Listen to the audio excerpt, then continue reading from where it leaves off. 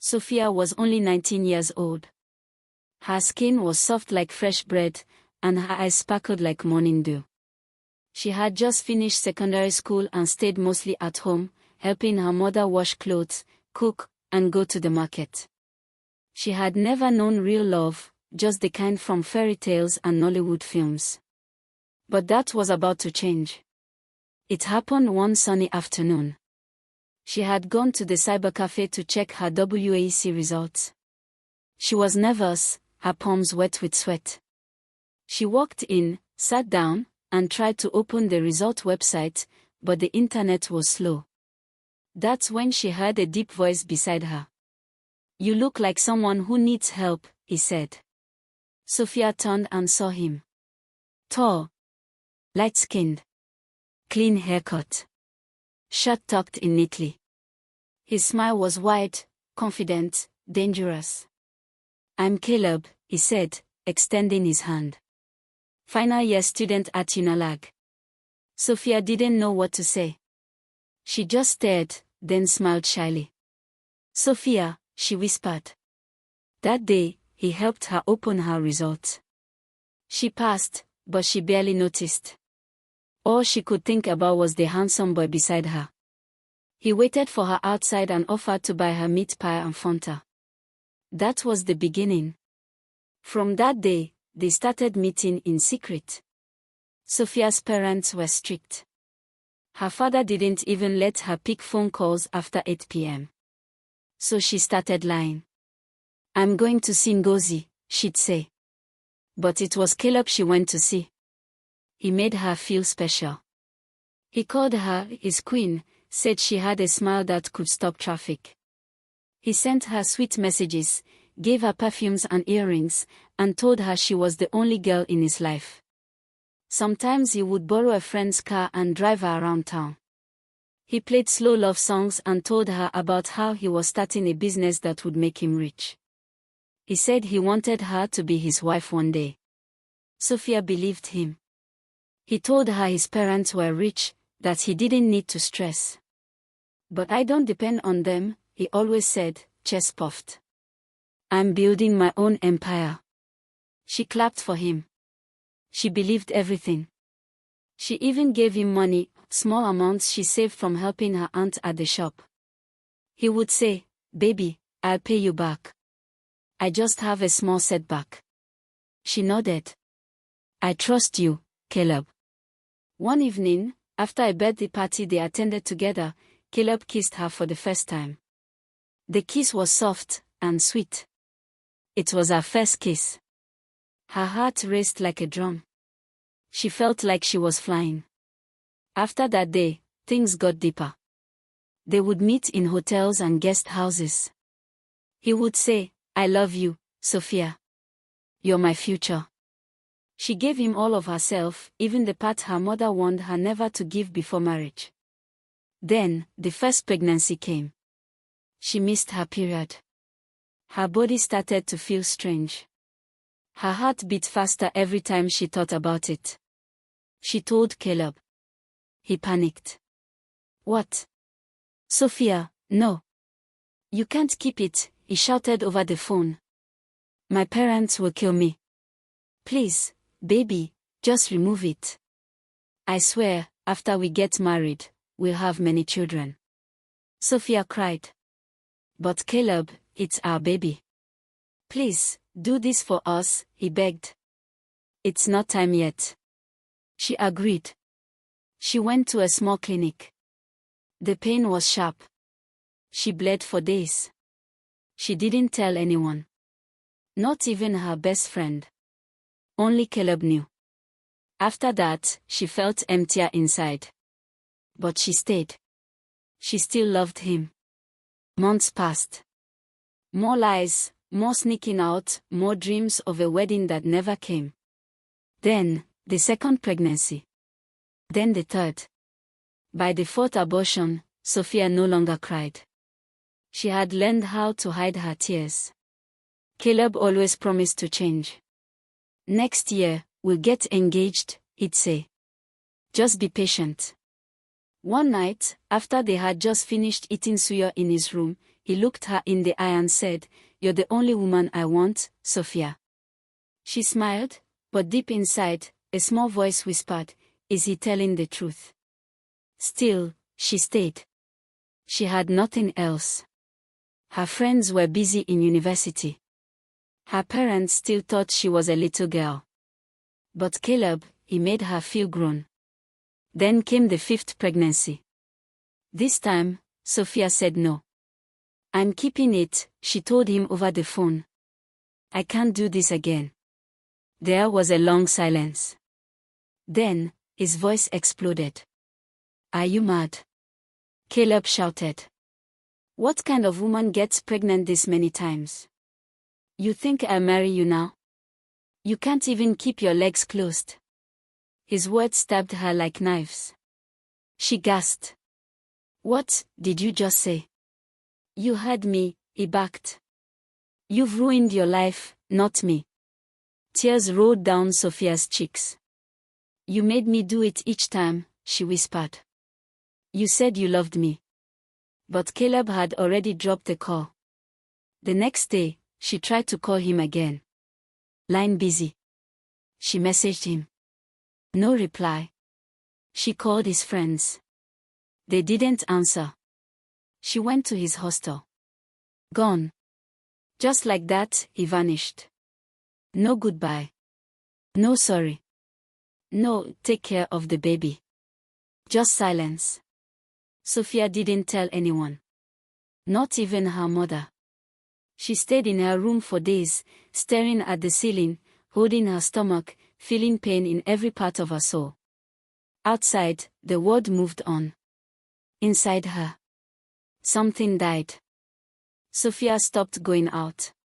She stayed indoors, curled on her mattress, hugging her pillow like it could make her whole again. Her phone stopped ringing. The world had gone quiet, too quiet. Caleb had blocked her on everything. Instagram, WhatsApp, Facebook. Even his email bounced back. It was like she never existed. But she did exist, and inside her, something was growing. A baby. Every morning, Sophia woke up with nausea. She could barely eat. She would throw up before she could even brush her teeth. Her clothes stopped fitting. Her face looked tired. But worst of all, her heart broken into pieces like a mirror smashed on concrete. She tried to hide it from her mother, but mothers always know. One morning, Mama knocked on her door. "Sophia, are you okay?" "I'm fine," Sophia lied, wiping her face and sitting up. "You don't look fine. You've been throwing up. Your skin is pale. What's going on?" Sophia didn't answer. She looked away. "Sophia." Her mother's voice grew firmer. "Are you pregnant?" That question hit her like thunder. She froze. Tears came. Hot. Heavy. Shaking her whole body. "Yes, Mama," she finally whispered. "I am." There was silence. A long, thick silence. Then Mama sat down beside her. "Who is the boy?" Sophia couldn't speak. "Sophia. Who is the father?" She cried harder. Then Mama stood. "So this is what you've been doing with your life? After everything we've done for you?" "Mama, please." "Shut up," she snapped. "You brought shame to this house. Your father must not hear this. You want to kill him?" Sophia nodded, crying. "I'm sorry." Mama paced the room. "What are we going to do now?" "I want to keep the baby," Sophia said quietly. "What?" "I'm not removing it. I can't." Mama looked like she'd seen a ghost. "No man will marry you like this," she said. "Do you know what people will say? You want to disgrace us? With no husband." But Sophia didn't reply. She just sat still. Her heart was too tired. That evening, her mother called her aunt in Port Harcourt. Her name was Auntie Sharon, a kind woman who once lived with them before moving to the city. After a long talk on the phone, Mama told Sophia to pack her things. "You go to Port Harcourt," she said coldly. "Stay with Sharon. Let her look after you." The next day, Sophia left. As the bus pulled out of the station, she looked out the window. Tears ran silently down her face as she watched her hometown disappear behind her. She didn't know if she'd ever return. Port Harcourt was loud. Big. Busy. Auntie Sharon welcomed her with open arms. "You'll be safe here," she said. "You made a mistake, but that doesn't mean your life is over." For the first time in weeks, Sophia felt warm inside. Auntie Sharon took her to a small hospital. The doctor checked her and said the baby was healthy. "You need rest, food, and no stress," he said. Sophia nodded. Over the next few months, her belly grew. Strangers stared. Some whispered. But Sophia didn't care. She was no longer the soft, quiet girl who needed love from a smooth-talking boy. She was changing. Stronger. One night, as she lay in bed, her baby kicked for the first time. Her eyes filled with tears, not of pain, but of something new. Hope. That same night, she wrote a note in her old diary. "He left me. He broke me. But I'm still here. And I will rise." Sophia gave birth to a baby girl on a rainy Thursday morning. The nurses smiled as the baby cried loudly into the air. "She's strong," one of them said. "Just like her mother." Sophia named her Miracle. Because that's what she was. A miracle. But life after birth was not easy. She had to wake up at night to feed Miracle. She washed clothes, cleaned, and learned how to wrap the baby on her back. Her body was tired. Her mind was tired. But every time she looked at Miracle, something inside her healed. Then, one morning, Auntie Sharon called her into the kitchen. "You can't hide forever," she said. Sophia blinked. "What do you mean?" "You need to get back on your feet. Do something with your life." "But how?"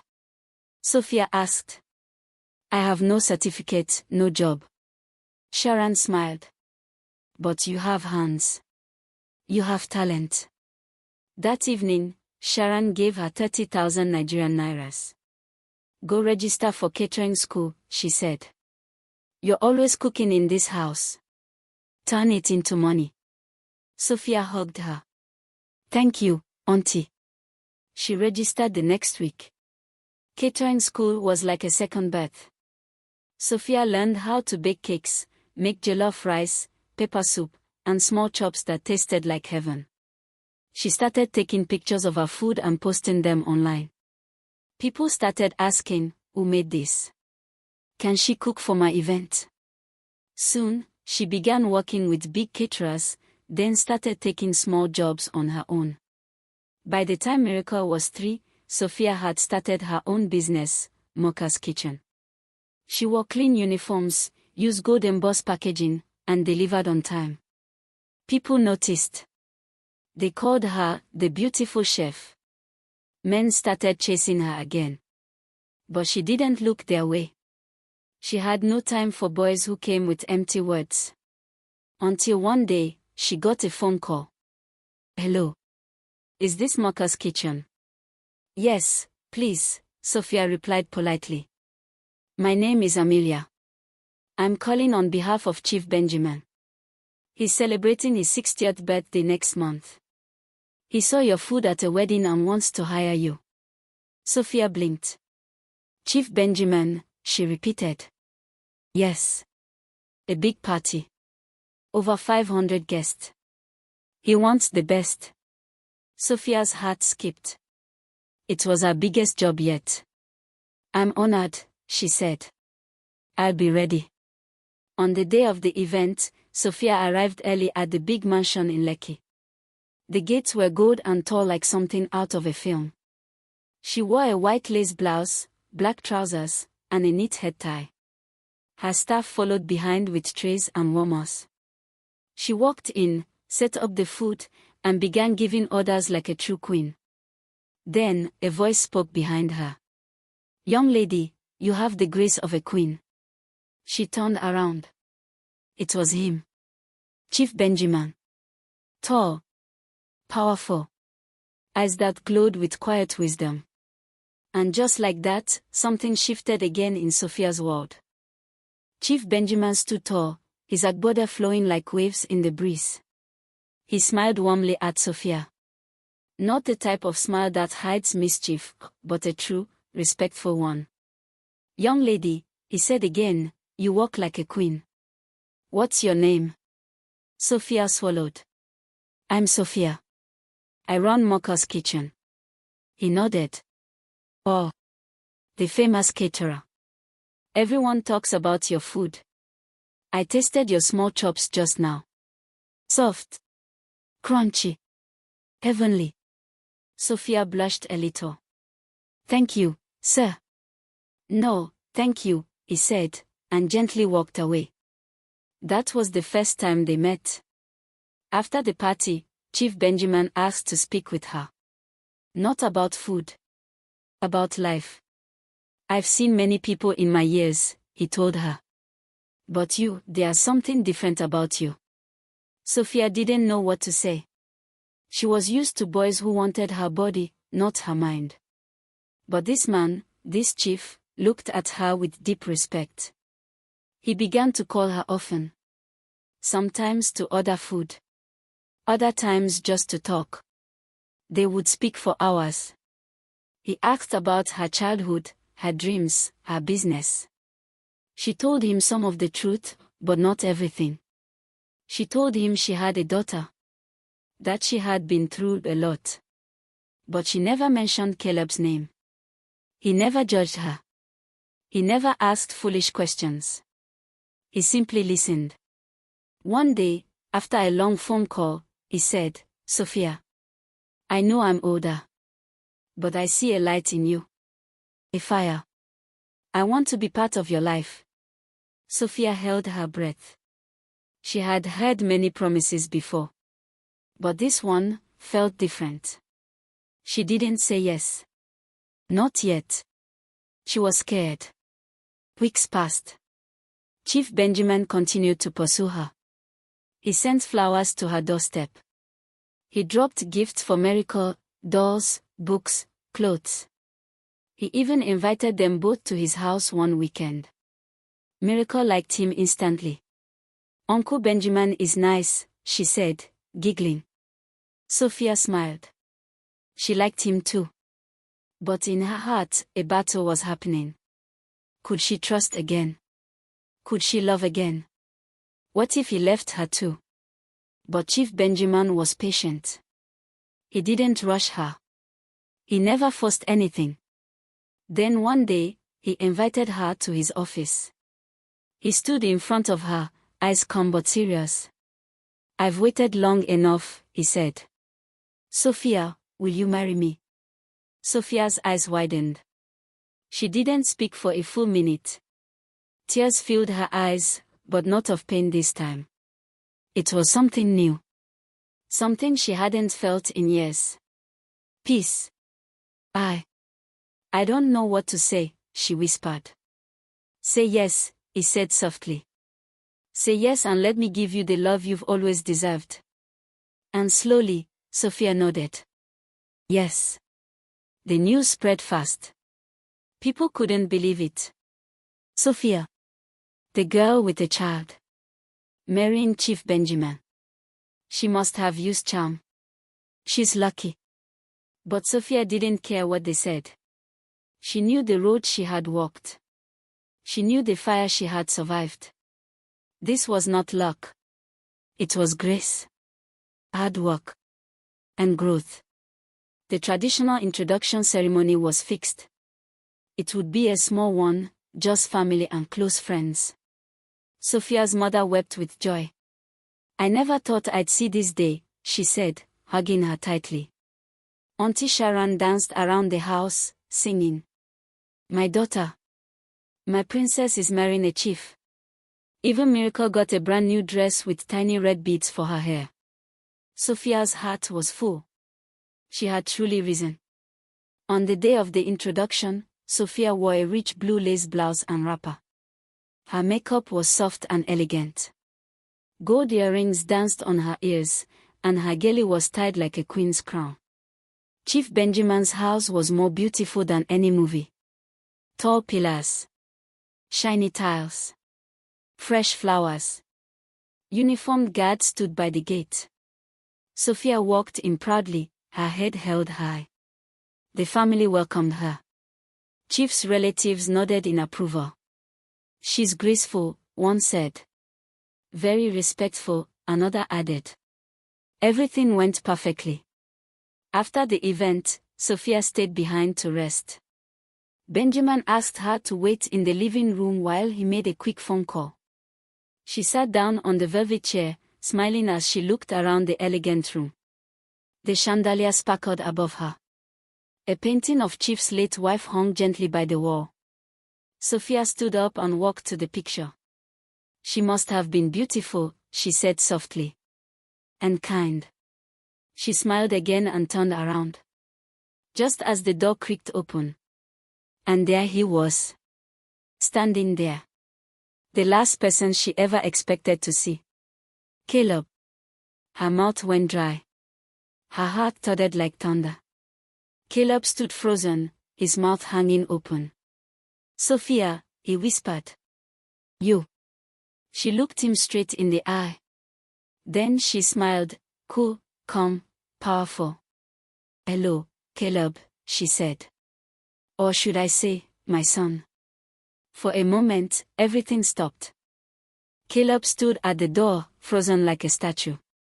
The same Caleb who once kissed her under the stars. The same Caleb who vanished when she needed him most. The same boy who left her broken and alone. Now, standing in front of her. Inside her new fiancé's house. Inside the same house where she was about to become madam. Sophia didn't blink. She didn't flinch. She simply smiled. "Long time, Caleb." He blinked hard, stepped forward, then back, like he wasn't sure if he was dreaming. What are you doing here?" he asked, voice shaky. Sophia crossed her arms. "I could ask you the same." The door opened again. Chief Benjamin walked in, holding his phone. He saw Caleb and grinned. "Oh, I see you've met my son."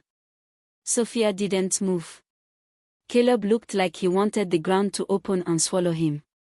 "Yes," she said calmly. "We've met before." Chief laughed lightly. "Small world, isn't it? Life has funny surprises." Caleb tried to speak, but his lips only opened and closed like a fish gasping for air. Chief continued, unaware. "Caleb just returned from the UK. He did his master's in finance. Sharp boy." He patted his back. "Soon he'll take over the company." Sophia turned to Caleb and smiled sweetly. "Congratulations, Caleb. You've grown." He swallowed hard. Chief walked out again, calling a staff to bring juice for everyone. The door closed. Silence. Heavy silence. Sophia walked slowly toward Caleb. "Of all the houses in Lagos," she whispered, "you had to belong to this one." He stepped back. "Sophia. I didn't know. I swear I didn't know." "Save it," she cut him off, voice low and sharp. "You disappeared. You broke me." "I was young," he said quickly. "I was scared. I panicked." "You killed our child," she hissed. Over and over again. Caleb's mouth trembled. Sophia stepped closer. "You said I wasn't worthy. You blocked me. You made me feel like trash. And now..." She looked around the expensive house. "Now I'm the woman your father wants to marry." Caleb's knees buckled. He sat down on the chair, buried his face in his hands. "This can't be happening," he muttered. Sophia took a deep breath. "But it is. And you will sit." You will eat at my table. You will serve me tea. You will call me Madam, Caleb. He looked up, red-eyed. Are you doing this to punish me? She tilted her head. No. I didn't plan this. Life did. Later that evening, the family gathered again for dinner. Sophia sat beside Chief Benjamin at the head of the long table. Caleb sat further down, quiet, tense, sweating even though the AC was blowing. Sophia, my dear, Chief said, placing his hand over hers. This food you brought is something else. You'll make me fat. Everyone laughed, except Caleb. Sophia smiled politely. I'll cook for you forever, Chief. He looked at her warmly. Call me Benjamin, please. Caleb's hand shook slightly as he lifted his spoon. Their eyes met. And Sophia held his gaze, fearless. That night, Caleb knocked on her guest room door. She didn't open. What do you want? She asked through the wood. I need to talk to you. There's nothing to say. Please. I need to explain. Sophia sighed. She opened the door halfway. Talk, she said coldly. I was stupid. I know. I didn't handle things well. But seeing you here, like this, it broke me. I didn't know you'd become so strong. So beautiful. I thought you'd disappear, she finished for him. He nodded slowly. I thought I ruined you. Sophia shook her head. You thought wrong. Tears welled in his eyes. I'm sorry. She looked at him, long and hard. I forgive you, she said softly. But I don't need you anymore. And she shut the door in his face. The next morning, Chief called her to the veranda. He had a look on his face, part confused, part curious. Sophia, can I ask you something? She nodded. Of course. My son has been acting strange. Very quiet. Pale. Is there something I should know? Sophia looked away. Should she tell him? Should she reveal the truth? Her lips parted, then closed again.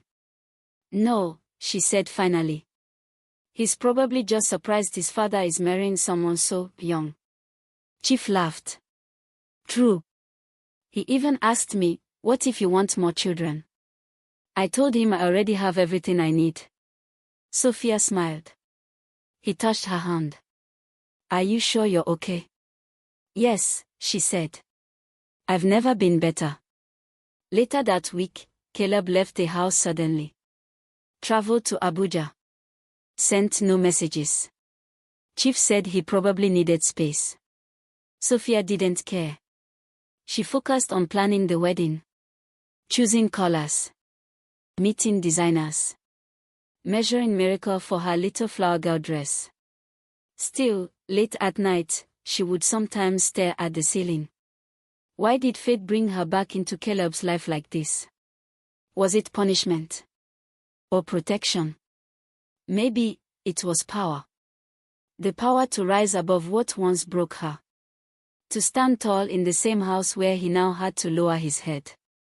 2 weeks later, Sophia walked into a boutique in Lekki with Chief Benjamin to choose her wedding gown. She picked a white lace gown with silver stones. It fit her like magic. You look like a queen, the attendant said. Chief smiled. She is. As she stood in front of the mirror, she whispered to herself. From the girl who begged for love. To the woman who now commands it. From the rejected. To the chosen.